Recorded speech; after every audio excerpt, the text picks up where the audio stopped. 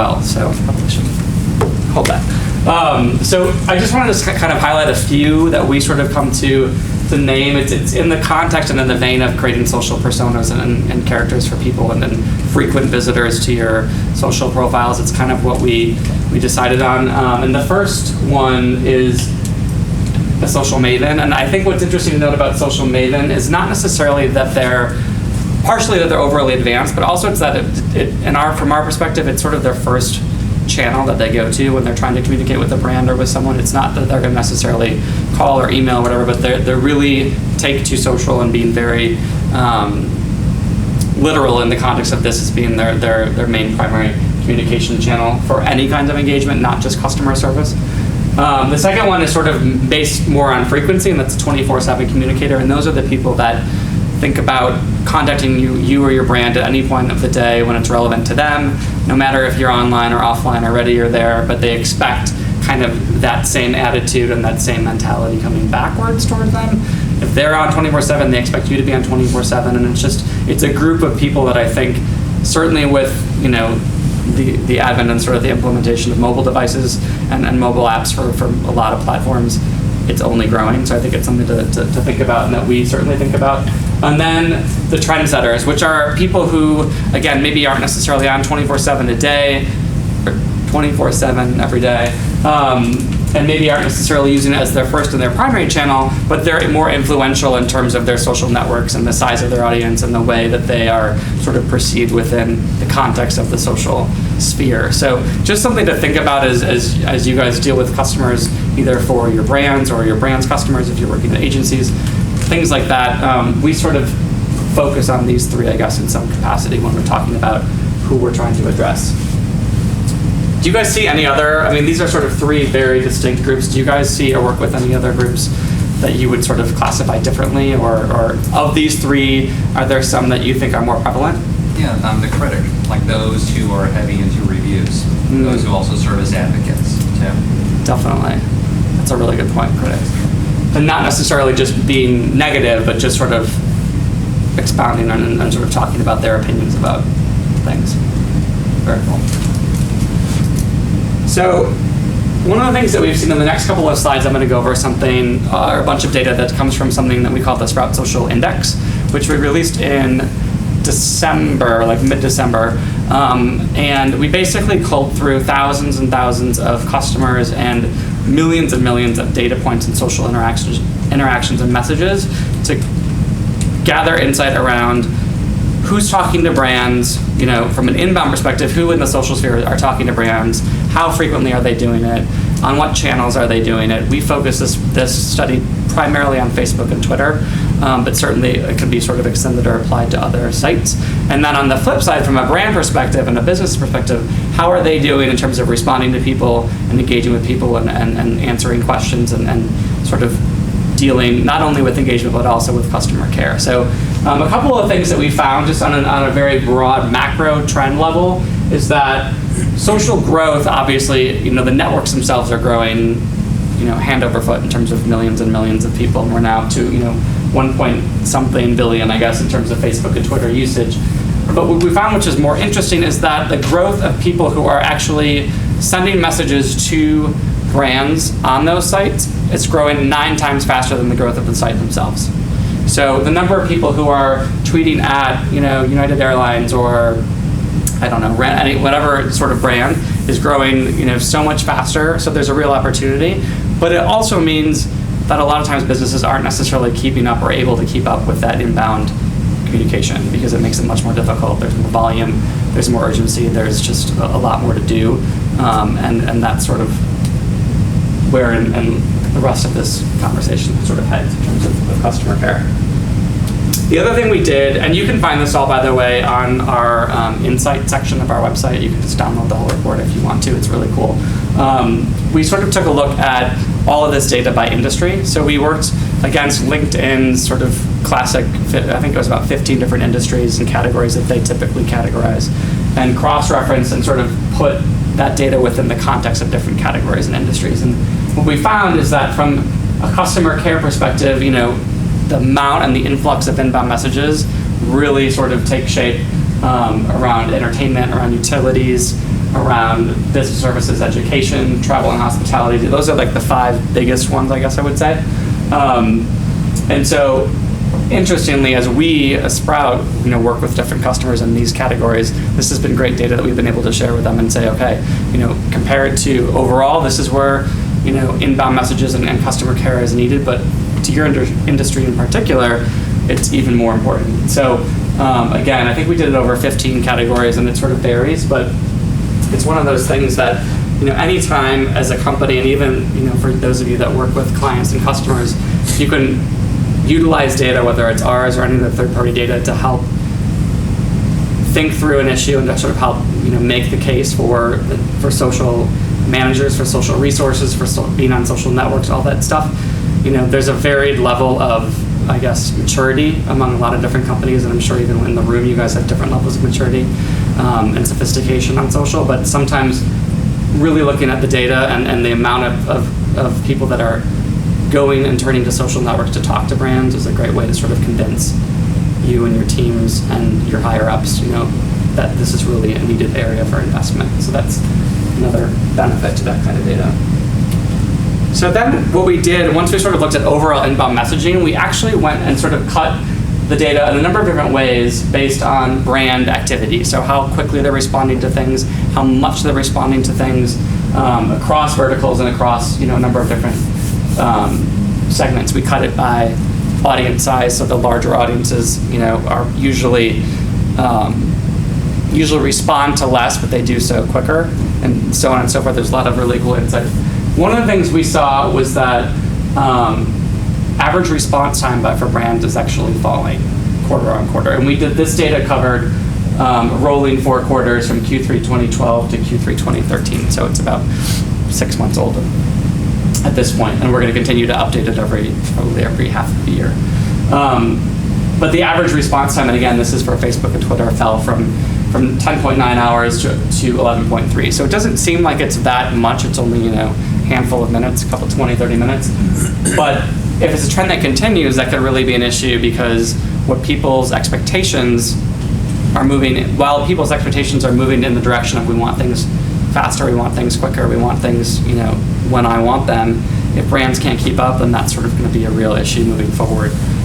I've got 3 questions all at once. I'll go from left to right. The same one. Are you counting questions that aren't responded to, or because sometimes they're just like you'll see like 200 Facebook comments and the person only responds to 20 of them or something? Exactly. So what we did, and we have data scientists that are much smarter than me on our staff, which is awesome, and they're the ones that cull through all the data. But we have a proprietary algorithm that sort of denotes and figures out of all the messages that come into a brand or for any of our customers, which ones warrant a response. So it's not like it's just going to count all messages bar none. It's going to count the ones that have indicators, and then sort of obviously things like question marks and things like that. But there's a whole proprietary algorithm around that. So that's sort of the data set that we used. And it doesn't, to your point, it sort of takes in first response. It doesn't take in all subsequent responses as well, as from a conversation thread perspective. Was that the same question you had? No, it wasn't. Okay. Would this data indicate personalized human responses as opposed to form responses? Because there are brand sites that will say, thank you for your comment on Facebook or on Twitter. We'll get back to you in such and such a time. So this data does not include that, and I'll tell you why, because this is all data based on Sprout customer usage and interactions through the Sprout platform, and we do not allow that as a functionality. We don't allow automated responses on our social sites. So potentially that would be an issue if this were not just Sprout data, because there are companies that do that. I would say, just as a blanket statement, we don't have that functionality. We don't believe that that's a best practice or anything that you should ever do in terms of automating responses, regardless of network. But potentially that could be an issue. Do you tie these things into the satisfaction of the response? Like there's an inquiry tied into speed of response versus level? Not at this level. I mean, I would love to get to that, and I've had conversations with our data scientists about what we, to what degree we can dig into this sort of thing. And I think, from our perspective, the first pass for us, and this is the first time we did this, was really just to think through consumer behavior versus brand behaviors, and how are they matching up, and how are they, but that would be awesome if we could get into that level of detail, because I think that would provide great value to not only the industry and the marketplace as we share it, but then to individual We're customers. talking real customer service. Yeah. Did you have a question as well? Yeah, I was curious on the volume of those responses. So what is that? Is it like 200? Is it 20,000? We went through, I think it was about 6,000 or 8,000 profiles, and let me get back to you on that. It was in the millions of social interactions that aggregated into this data, so it wasn't. Right. It was a very, very large sample size. Yeah, because it was smaller than the 10.9 to 11.3 doesn't mean that much. Exactly. No, this is literally over the course of millions and millions of interactions. I can get you the exact numbers. I should probably know that offhand, but I don't.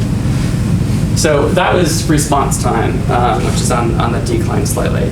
Another thing I wanted to, this is maybe a little bit hard to read up here, but we broke down, like I said, by categories, by industry categories, sort of response rate and then response time. And it was interesting because there are certain industries that are really good about responding to more messages and to sheer quantity and getting to more and more.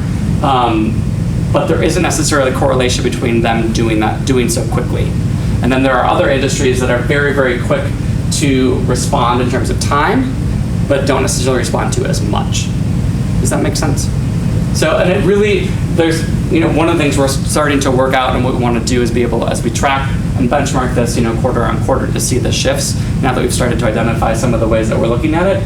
But it'll be interesting to see as, as the influx of inbound messages continues to rise, how brands are adapting in terms of both rate and time, which are two metrics that we think are really important when it comes to sort of customer service and customer care. So this next one is a build, and I'm just going to build it all the way. So that was sort of the data. I invite you guys to certainly download it. Or if we have other questions about it, I'm happy to talk through more of what we tried to analyze. But the next sort of topic or segment that I wanted to talk through was this concept of social engagement versus social customer care. And do you guys use both terms? Do you understand both terms? Do you think that they're one and the same? Do you think that they're two different things? What's sort of the general consensus? Are you not familiar with them, or? I don't think there is a general consensus as much as what companies choose to define. What your company chooses to define might be something else. Engagement can be looked at anything from just simply anything from a view, an impression, to a response, to a minimal form of activity like a like and a share. Whereas care seems to imply a positive thing, a need being met, a feeling of satisfaction, better where you left off. Yeah, I mean, it's a really good point. I think, from our perspective, and we're sort of trying to define, what we bring to all the customers that use Sprout. I mean, there's over 12,000 brands that are using us, and how do we offer features and functionality that allow them to do things like engage and like customer service and a bunch of other things. So from my perspective as sort of our marketing leader, and certainly as some of the conversations that we've had with our customers in developing this kind of mindset, I guess, is that from our perspective, engagement and customer care are really one and the same.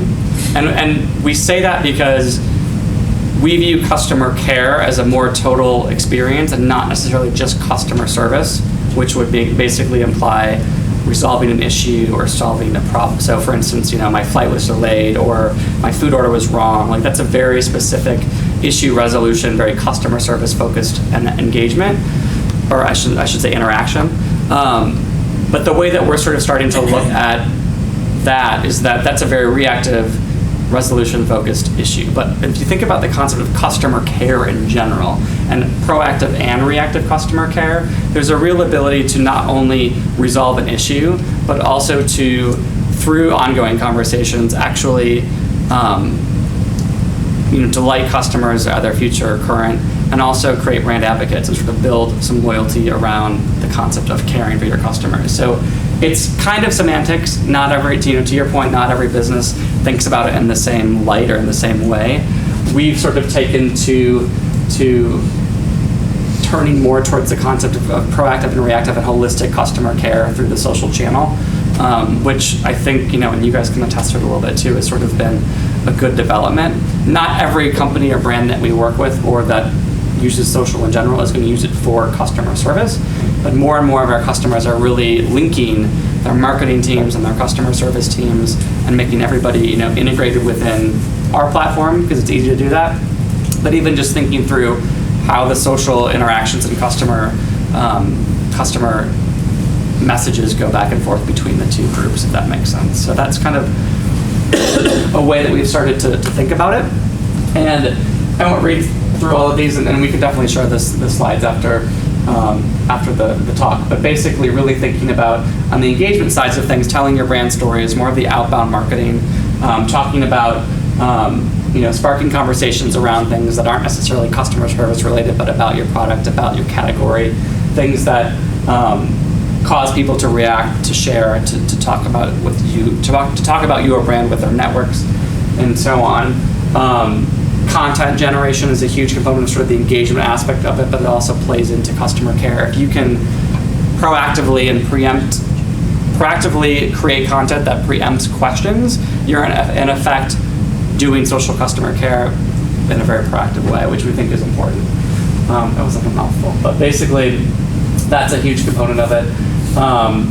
On the customer care side, we're talking more about being active, responding very quickly, making sure that issues are resolved, making sure that as a team or as an individual, if you're managing social, you're actually able to understand what the issue is, get the right answers, and resolve it for that customer in a very efficient and quick way, and just really executing against that, holistically. So the takeaway, I guess I would say from this slide is really not to think about them in separate boxes, but more than to think of them sort of in a uniform. And I wouldn't even say it's a cycle, it's sort of more of like a random zigzag of conversations that happen that are maybe brand related, maybe customer service related, maybe category adjacent related, but all sort of tie into this concept of, as a business, we're providing value to this person through our social communications, if that makes sense. So that's sort of our approach to it. So I wanted to talk a little bit specifically, and actually maybe Britt and Sarah could even talk a little bit more about this. I'm going to build this slide as well. So within the context of sort of engagement versus customer care and marketing teams versus customer service teams, and how is that all set up and managed logistically, one of the things that we've done as a business, as Sprout Social, is taken a few steps to actually help organize that process for our teams internally. And obviously, we're a social media technology company. We have a fairly substantial marketing department and a fairly substantial social team in particular. So we maybe are slightly more advanced and more sophisticated in this regard, but the example is still, I think, important for any size or caliber of organization that's trying to deal with how do you actually go through and manage incoming messages. This example is specific to Twitter. But so what we've done, actually, to quite a lot of success, is we've created sub-handles and an actual customer service handle specific to Sprout. So we have @SproutSocial, which is our main brand marketing handle that has, almost 50,000 followers or whatever the case may be, that people tweet at, they know about it. It's the handle that we publicize in our marketing efforts when we're at conferences, when we're speaking, when we're in print, all that stuff. So we get a lot of traffic coming in through that marketing handle. On the flip side, we've also created an @Sprout support handle so that customers of ours or people with very technical or specific questions that need that, very specific issue resolution are able to work through that handle as well. Or specifically that handle, knowing that it's going to get closer to someone who maybe has the right answers or more quick resolution.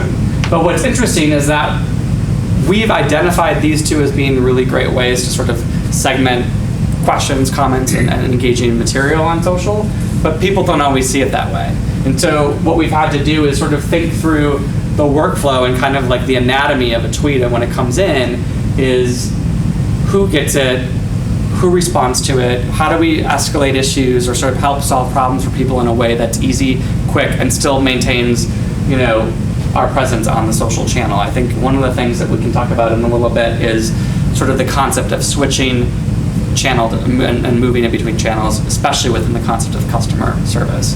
A lot of times people, will tweet at a brand, but then the customer service team will email them back or will ask to call them or things like that. And there's a whole philosophy, I guess, around cross-channel movement within customer care, which is probably, enough for a complete separate conversation. But from our perspective, if someone tweets at us, we want to keep talking to them in Twitter as long as we can, if not entirely for that whole conversation, because that's a channel that they've selected into. They, especially our customers, they know how to reach us via email, they know how to reach us via phone, and we've got great support team across all different channels.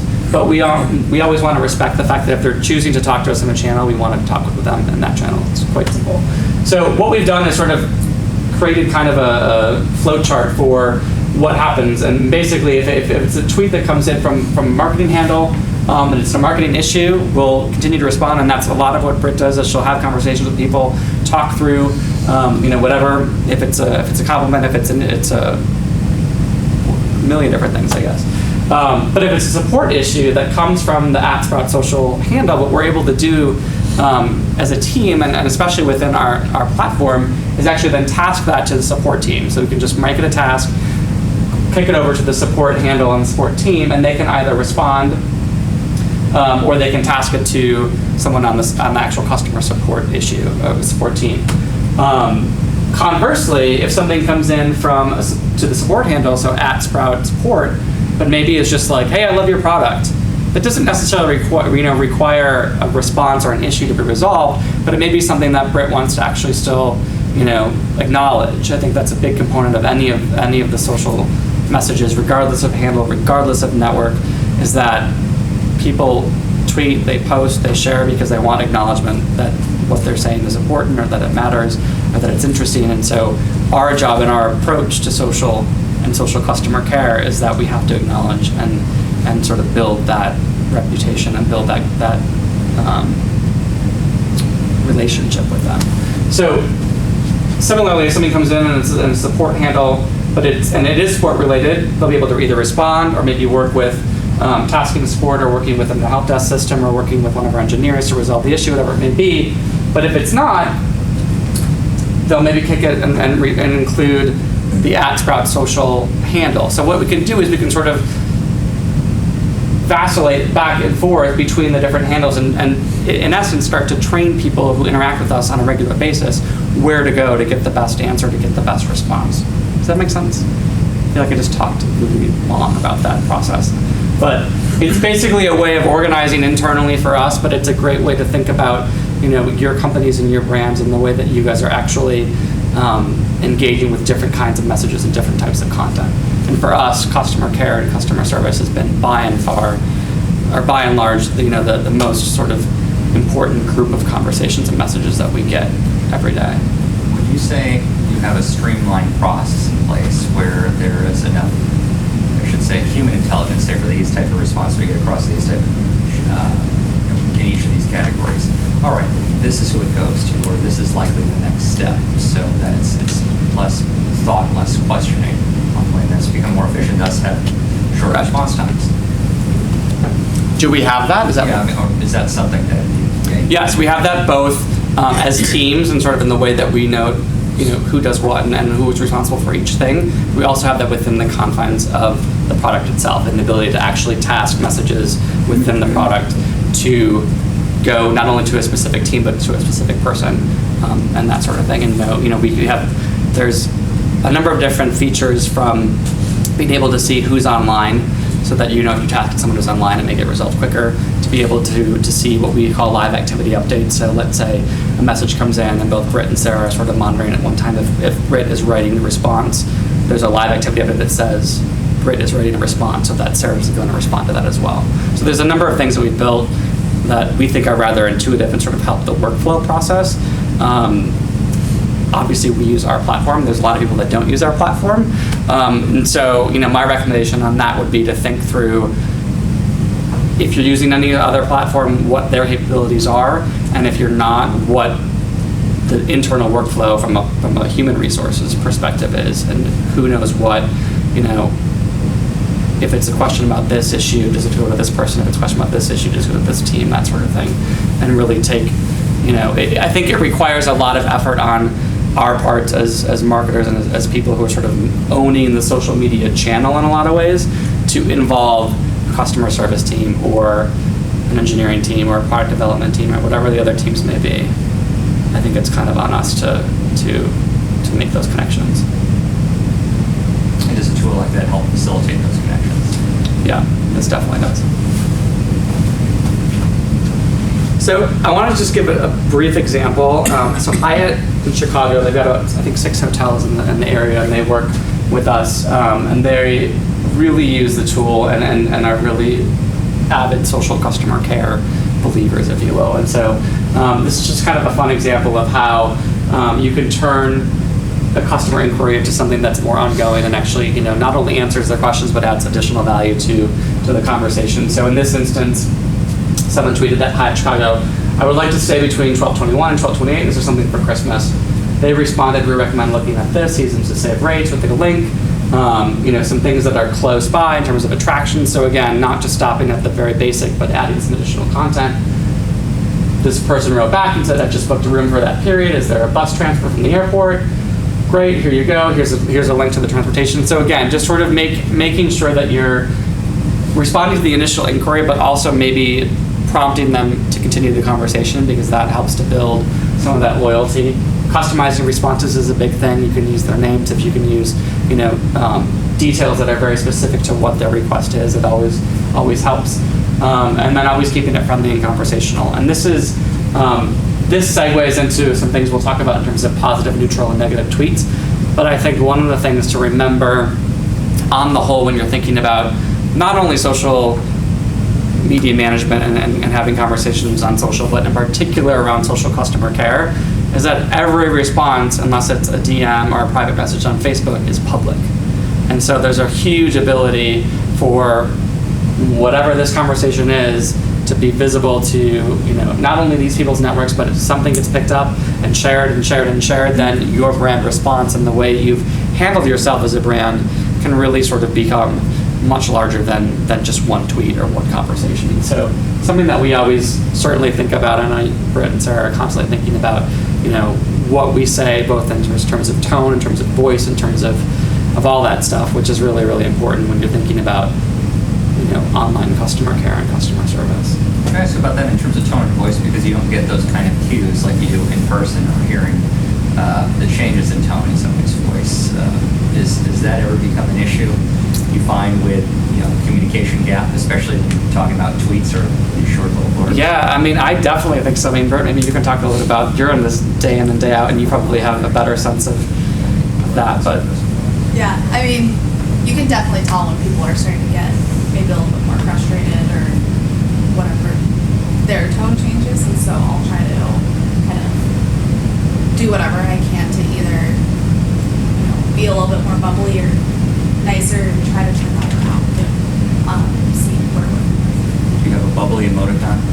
I should. I think it also depends. This is again probably a larger conversation, but it also depends on how you as a business or a brand have sort of decided you're going to approach social and what your tone and your voice is like. There's very serious sort of professional marketing type speak handles and people who sort of run social that way. There's people who are very irreverent and sort of snarky, and that sort of fits their brand. That doesn't necessarily answer your question of if people for an issue are sort of escalating their own tone and voice, but I think on the whole it sort of presents a more open environment if you can be very clear and consistent across the board and sort of build a brand voice and a brand tone over the course of days, weeks, months, years. I think people will know if they're interacting with your brand on a regular basis how to approach you, and if they're a new customer or a first time interaction, it's a little tougher and you do sort of have to be careful. But I think it's I think the biggest thing to avoid is being too buttoned up, and I shouldn't say buttoned up, is to be too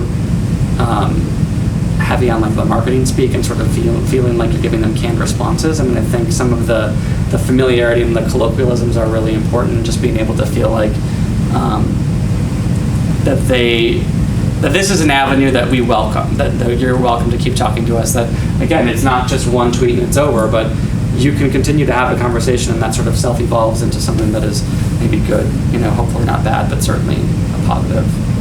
So I don't think there's like a tried and true you have to do this, and you're gonna tell what they're saying. But I think part of that is just your experience of the social managers. So I wanted to go through a few examples and sort of thoughts around positive, neutral, and negative tweets, just because in the context of customer care and service, it's a really big deal.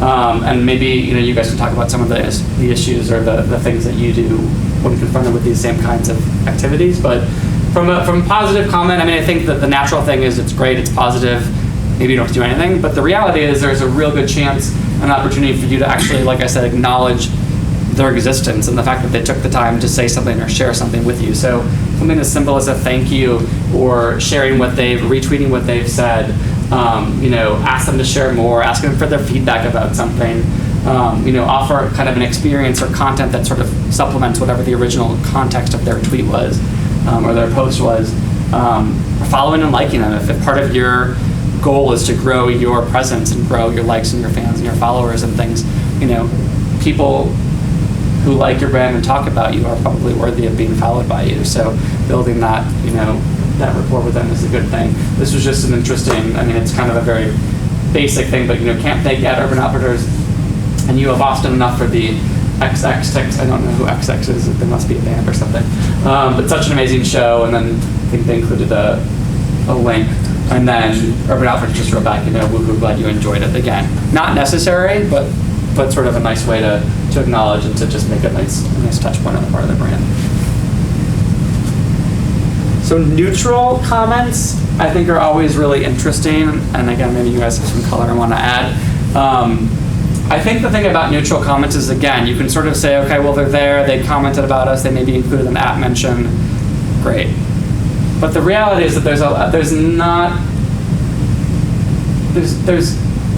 you should definitely not ignore them, I guess is what I'm trying to say.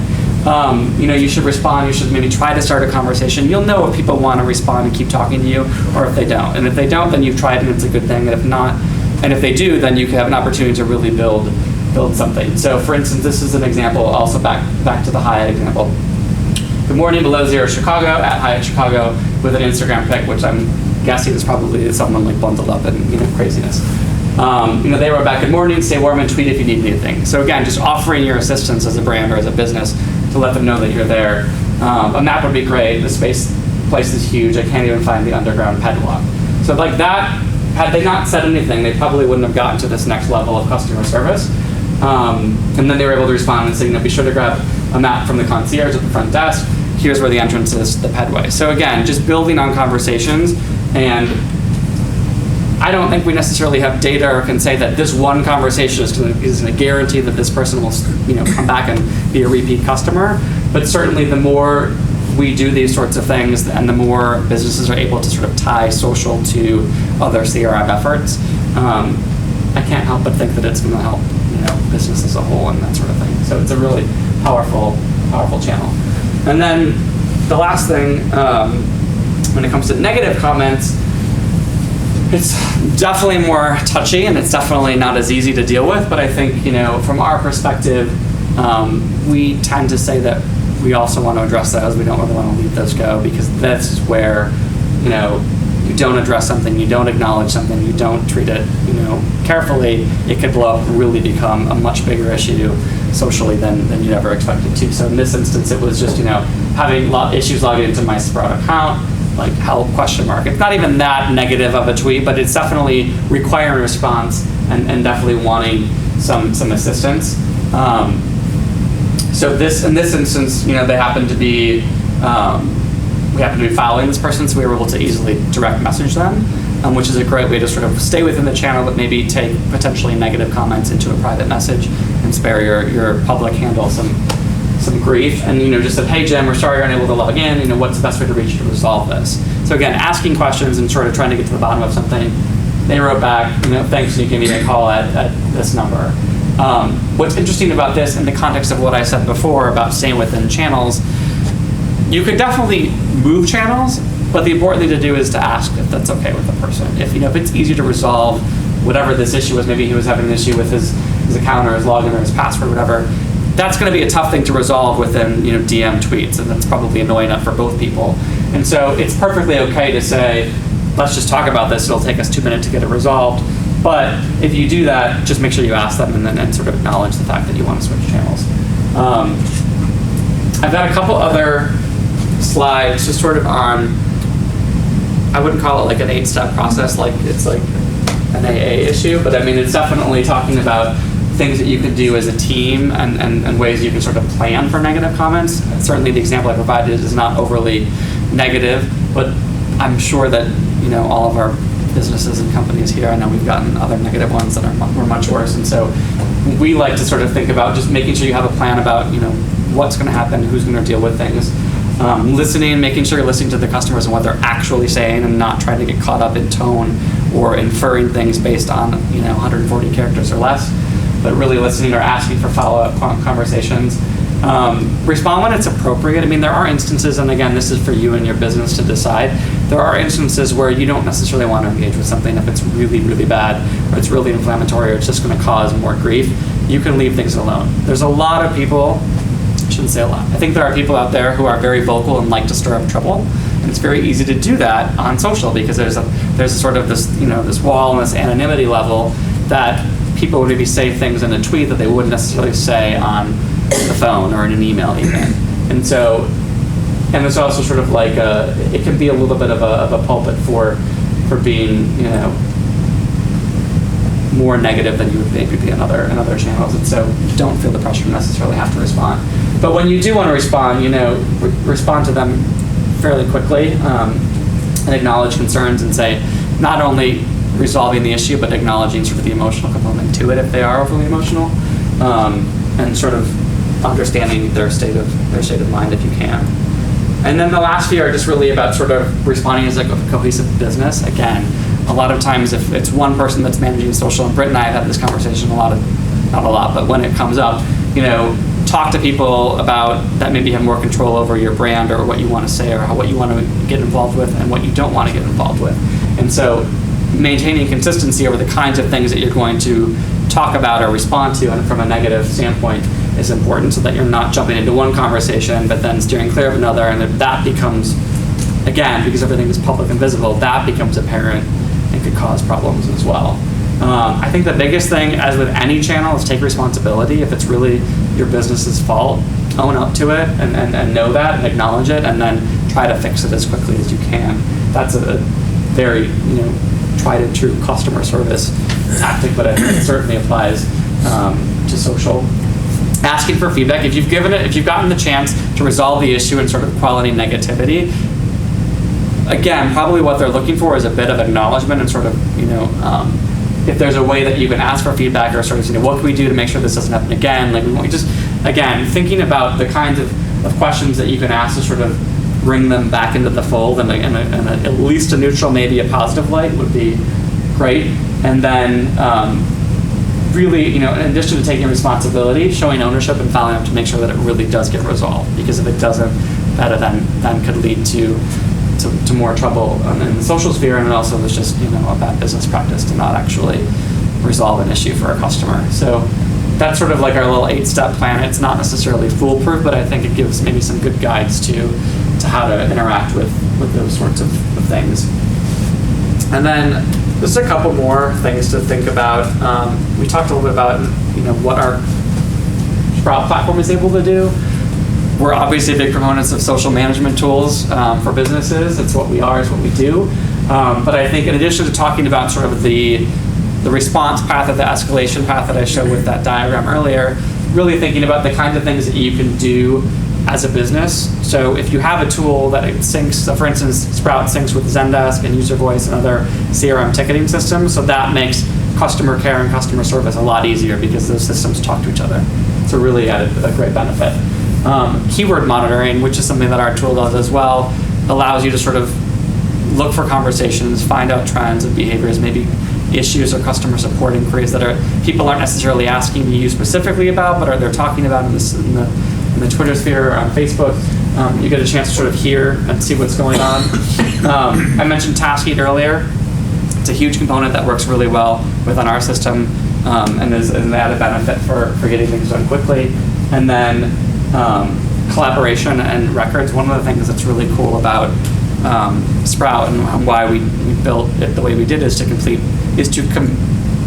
contain all of our complete history records of conversations with people. So if someone's tweeted with us 17 times in the last 2 years, we have a record within our Sprout system of all those tweets. And so you're able to understand the history of the conversation, how long they've maybe been interacting with you, maybe if they're a customer. We have a Salesforce integration. So thinking about how those collaboration things can actually assist in your job to manage and have that conversation that's at hand, but thinking about, the historical references to be able to make it, to understand, it's just a better experience for them, and it makes your job a lot easier.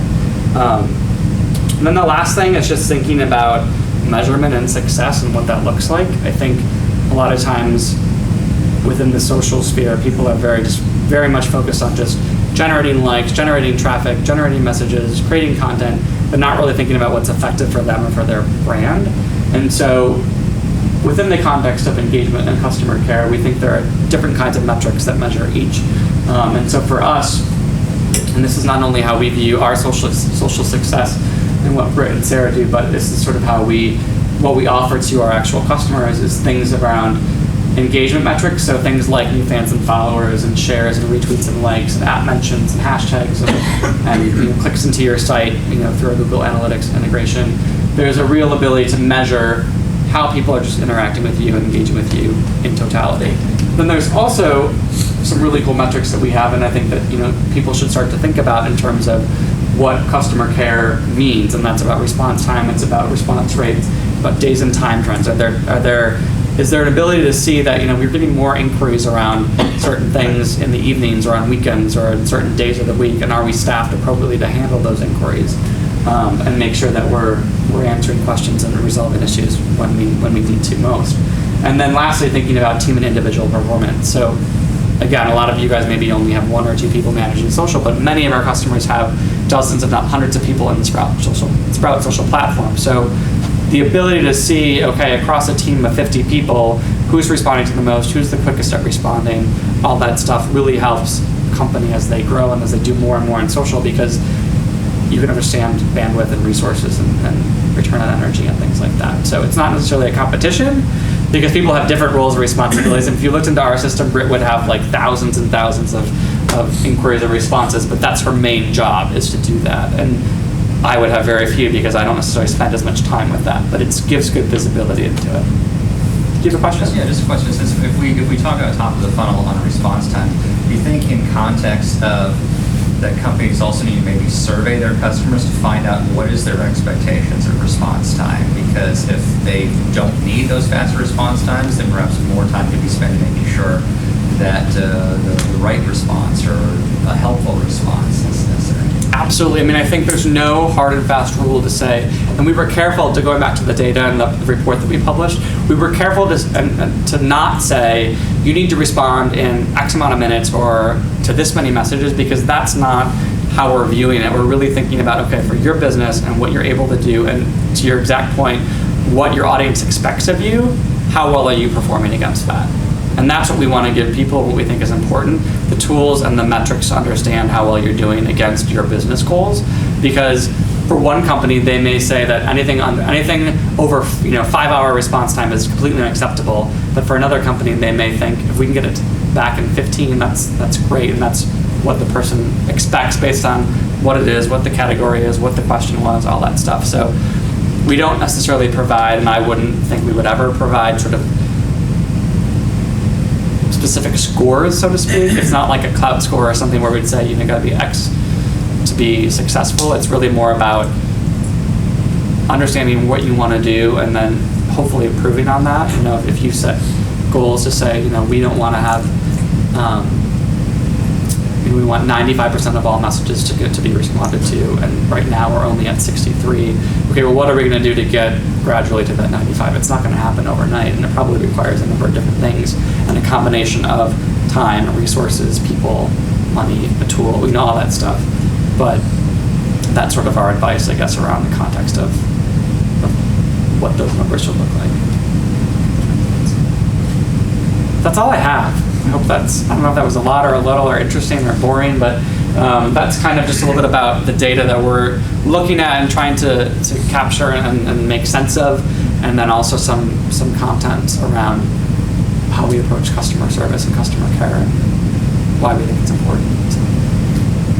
Can I ask a question? This Sure. goes for the group. Is what we consider to be one of the biggest oversights that companies make with how they approach social and customer security. If we are defining social for this purpose here as the tools, what the infrastructure that provides the networking, that provides the conversation that normally wouldn't be possible through, as well through traditional means of the phone, or as easily done to such a large group of people face to face. What are we saying right now that maybe people aren't using these tools or aren't doing social customer care the way that they should be? What would you say is a big oversight?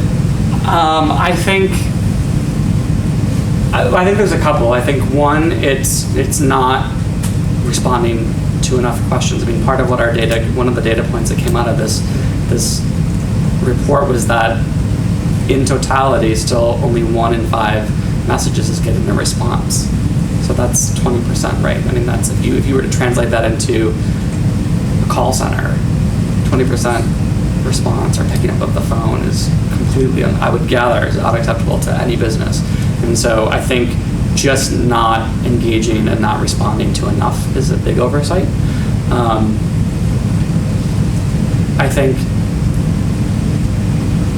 knowing sort of, to kind of the question you asked earlier, and what we were talking about is knowing what your expectations are. I think one of the biggest oversights is people aren't thinking strategically about social. They're just starting to do it and knowing that they've got to be on it and try to be on everything and try to do everything and be everything to everybody. And I think that's really tough.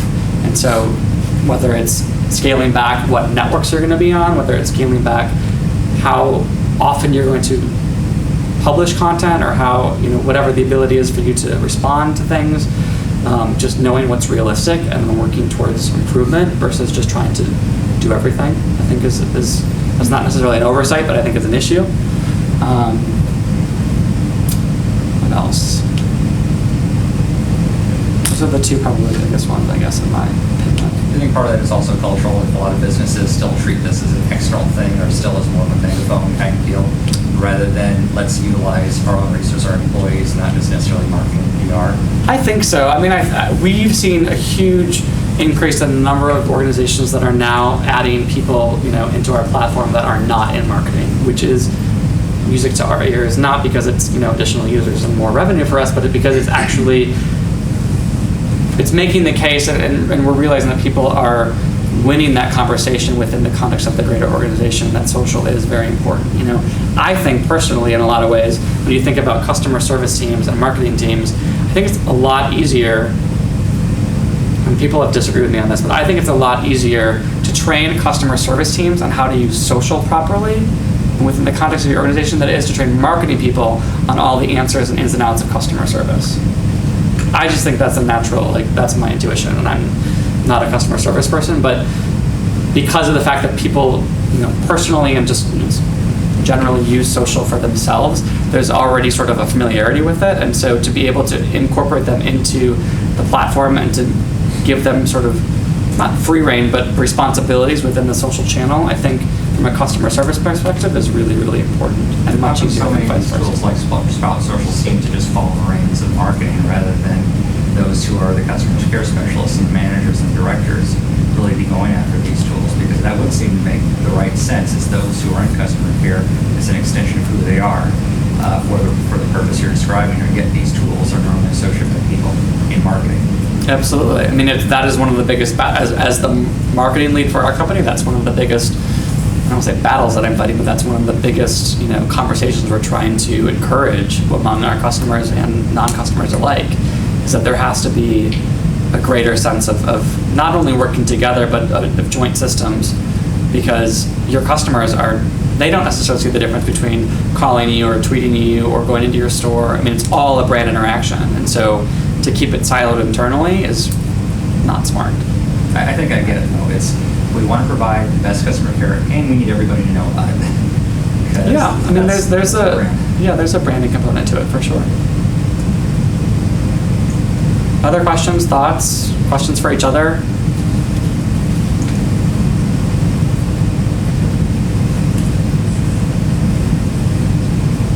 Cool. All right, so what's your story? How did you get into being in social? Oh, wow. I feel like I'm Are we talking continuing to to tape everybody this? here. This is, I can give you my background. I've been with Sprout for about a little over a year. My background is in integrated marketing. Before this, I spent 6 years in the construct of one company, but through 3 different owners. I started at DoubleClick, which is an ad serving technology platform, which was then purchased by Google. And then the part of the company that I worked at was sold by Google to Publicis Group, which is a big media holding company. It's called Performix. And so I led product marketing and then communications and marketing efforts for that company through that whole period. And then prior to that, I was in graduate school at Northwestern for integrated marketing. Prior to that, I worked in PR at Weber Shandwick, which is a consumer PR firm. Prior to that, I was an undergrad at the University of Wisconsin. So it's been sort of a gradual climb, I guess, focused primarily on, always in sort of marketing PR, but then switching much more to the digital end with, post-grad school at DoubleClick. And I've actually enjoyed being more singularly focused in social for the last year and a half. For personally, I think it's interesting. I think it probably, unlike a lot of other recent channels, is completely permeates an entire business and also completely has permeated the entire just societal structure of how we function as people. So that's the sociologist inside of me sort of likes that. I don't know if this is like a dating video or something. So yeah, that's my story, I guess. Cool. Thanks for coming.